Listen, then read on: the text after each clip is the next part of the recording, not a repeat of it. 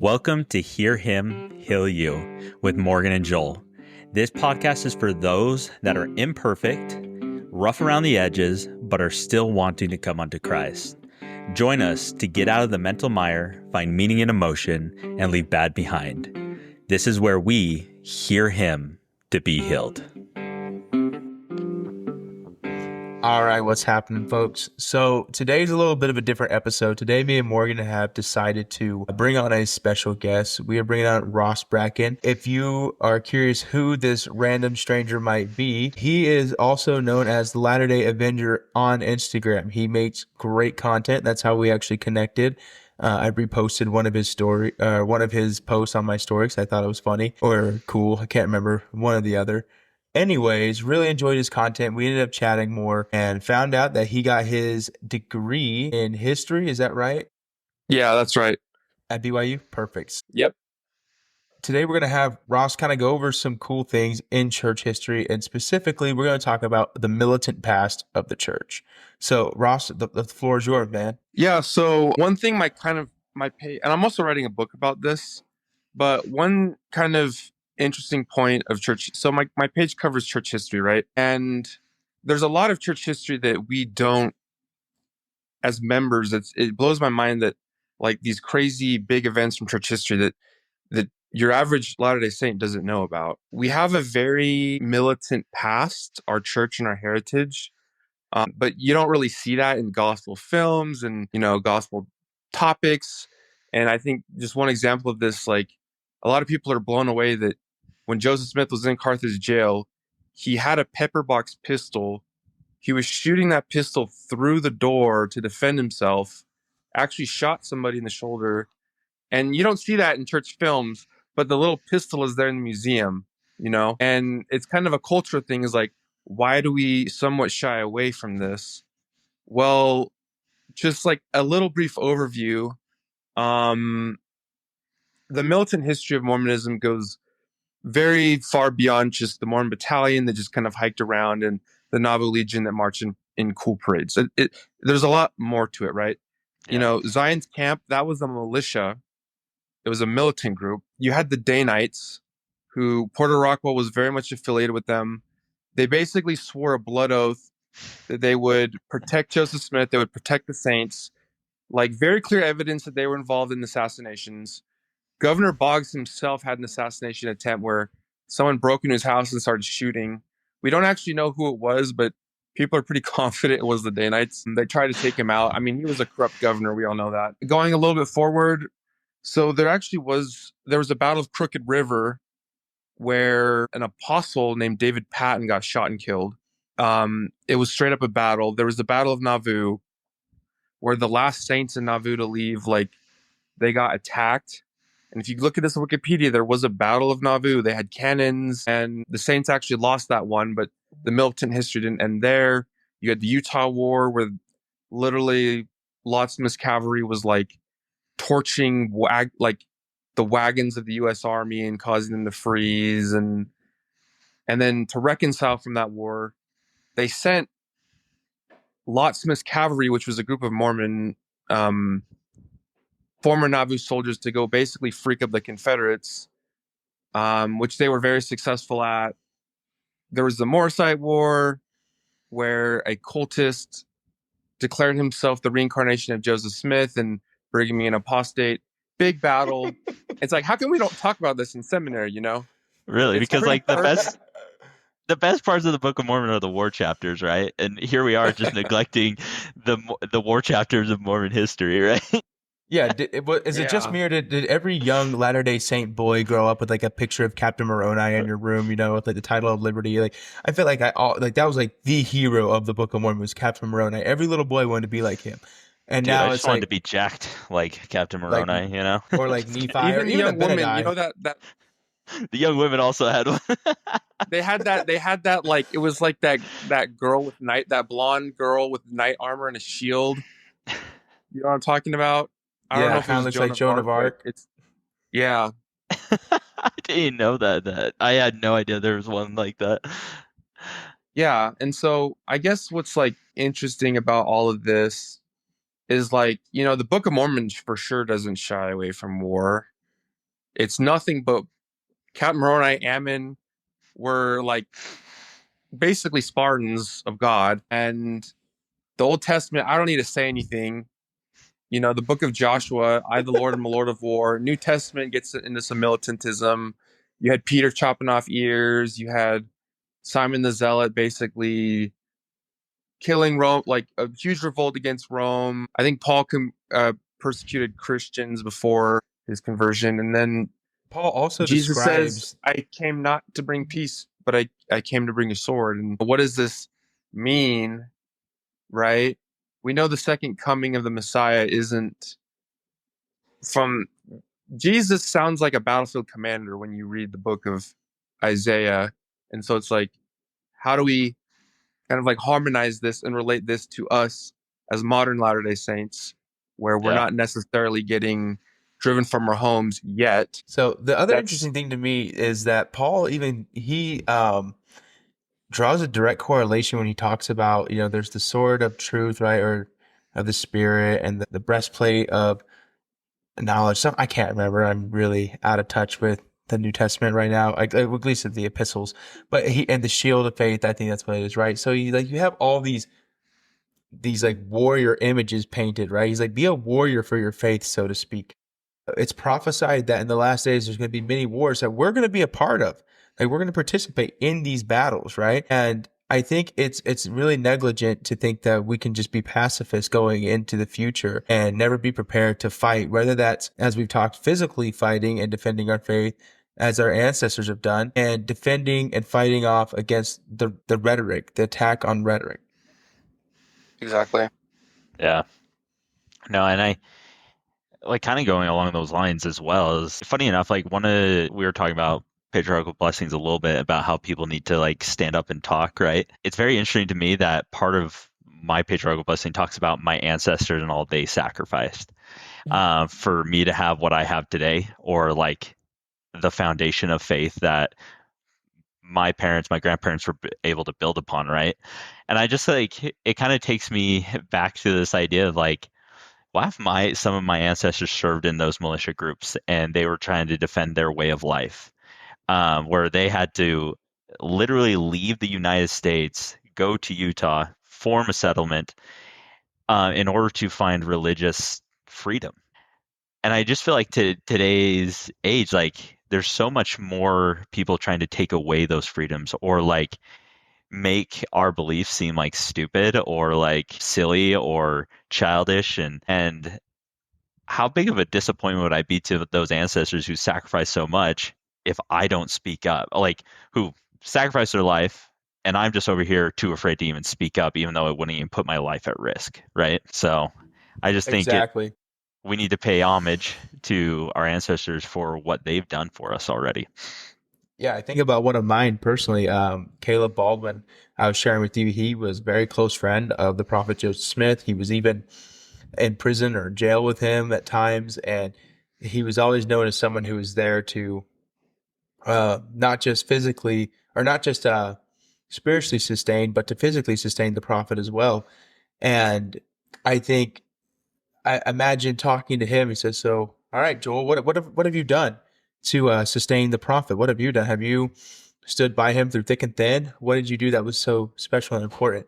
Or did you find reasons to criticize him when policies changed? Did you try to, uh, you know, find fault with the prophets and the apostles when you disagreed with their statements, right? And it went against your views. So I think it's kind of interesting. It's like, wow, like these men were willing to just give up everything. They were so humble, right? That's a big part of this, is like they were so humble and willing to submit to God, that they were willing to make whatever other beliefs they had or other thoughts, they were willing to say, I'm going to put those below me, right? And focus on sustaining the prophet. And I'm going to focus on spreading the gospel and defending the faith, Yeah.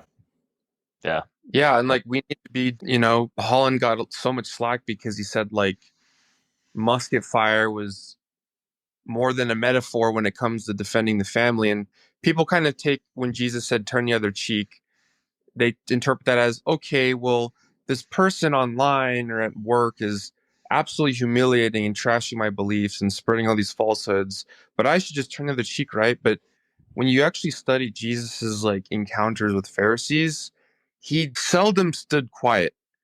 He rebuked them. He, in a way, spiritually roasted them, called them out on their hypocrisy, you know? And yes, he said turn the other cheek, but he did not back down from defending the gospel, which he was divinely prepared to spread. Yeah, it's so interesting that people so often are like, they'll say, well, we need to just be peacemakers. And I think they use that phrase as a synonym for being a pacifist, whereas I don't think that's at all what it is. I think, we can still be a peacemaker and still stand up for our beliefs and our faith. I think one way that I had a personal experience with this was, this might sound cheesy, but on Instagram, like, we're sitting there, some guys in the comments talking a lot of stuff on the prophet Joseph Smith. So I just called him out. I said, hey, man, I said, those are some pretty bold claims, and I don't think you understand what you're talking about, but I would love to discuss this with you. And I was like, let's hit me up in my DMs. And he did. And we had a really good conversation.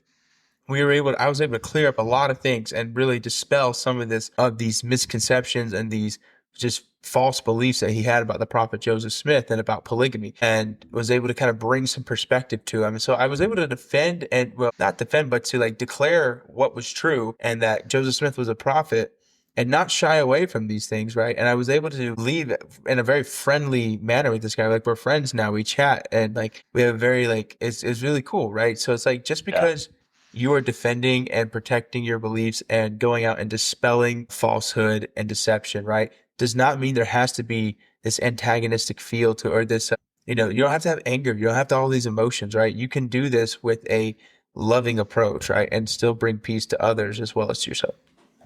Yeah. Well, That's and awesome. I do think too, like it's really scary to go into conflict and try to defend something. They're like, just like that. Like, sometimes we can't shy away from having to embrace conflict to find resolutions. And how often do we let like things fester in our lives or with other people who may have offended us or we offended them? And when we let those things fester, it just kind of begins to run rampant and it ruins relationships. It actually causes more unpeace or unrest in our lives when we're not willing to embrace the conflict. And I think that's the key to really embracing the history of our militant past, is like, we can't be afraid of conflict. We have to be able to go into conflict and stand up for what we believe, and then only then can resolution be found, right? Exactly. Yeah. And how kind of I see it is like, no, we're not really in a phase where large numbers of people are, driving us from our homes and trying to burn our temples down and persecuting us and trying to take away our freedoms. But in the grand scheme of things, it wasn't that long ago that people were trying to do that. And how are we going to, and we know that, Russell M. Nelson says that we won't be able to survive without the spirit. And they're all, and you've watched the last couple of general conferences, they're making it sound like things are about to heat up. Take your vitamin pills, like it's coming, right? And it's like, if it, and we know from like 100 years of teachings of the church that persecutions are going to really ramp up in the last days. Persecutions are going to get so bad, and we need to prepare for that. And it's like, how are we going to be able to defend and be prepared to defend the gospel, physically, if right now we're too scared to speak up online, speak up against our coworkers, speak up against the maybe people in our family, our friends that are trying to drag people away, right? And I think the kind of militant rhetoric, if I think it's okay to engage in it to defend the gospel, and that'll prepare us for when it hits the fan. We need to man up. We need to toughen up. Yeah. It's not, pray for peace, but prepare for war. Yeah, I have this little thought come to me as you were talking about that. Like, I don't think the real problem is silence, right? I think it's compromise. We cannot compromise on the doctrine of Christ. We can't. Okay, because so often people I mean, being quiet is one thing, right? But to compromise the standards of the church, the standards of the gospel is far worse, in my opinion. I feel I see people, they get confronted with something they don't like and on the doctrines, right? And so instead of saying no, like boldly declaring, this is what we believe, we sustain the family. We sustain that a marriage is between a man and a woman for the purpose of bringing children onto this earth and no other reason. None. It doesn't matter what feelings you have, right? What matters is that you submit yourself to God. And we're so sensitive. We want to be kind to everyone. We don't want to hurt people's feelings. We can still have love and stand up for the truth. We can still have love and not compromise on the ways of God. Yeah, so true. Man, like I really do think it's such a temptation. And we've talked about this before on the podcast of just always trying to fit in. Like I think because we sometimes fear man over God, because like the fear of man is always ever present because it's so tangible. People are in front of us. But the fear of God is kind of like we might not experience like retribution until like after this life for certain things we've done, right? But we need to really try to kind of adjust our to care more about what God thinks of us than man so we don't compromise. So that way we don't end up slipping into this place where we don't speak up for our beliefs, where we become more passive believers rather than active believers. And I think we could all say that at one point in our life we've been passive believers. And it's always that constant battle of trying how can we be constantly more engaged in the gospel and standing it up. And not even I wouldn't even say standing up is like the only thing we need to be doing, but like how scary is it too to go out and share the gospel and try to convince someone to come unto Christ? Like we've all been missionaries, I think, on this podcast, right? And when you're first out there, it's really scary to share the gospel with someone. And so we also need to do a better job of not only standing up for our beliefs, but then also trying to help convince people to come under Christ as well, which is just as scary. Yeah, of course. I think about that all the time where, like, I mean, I just have some of these experiences where I'm walking down the street and I see someone who very clearly looks as if they are not a member, right? And even when I'm like walking out with the missionaries and we'll walk by, I'm like, why didn't we go talk to that person? Why didn't we go stop and say hi, right? I get it. They got a cigarette in their hand, they're smoking, right? Like, why did we not go out and say, hey man, like introduce ourselves? And that's another way we take the fight to Satan, right? And to the larger enemy at whole, right? Is we're not afraid to go after those who look like they don't fit in.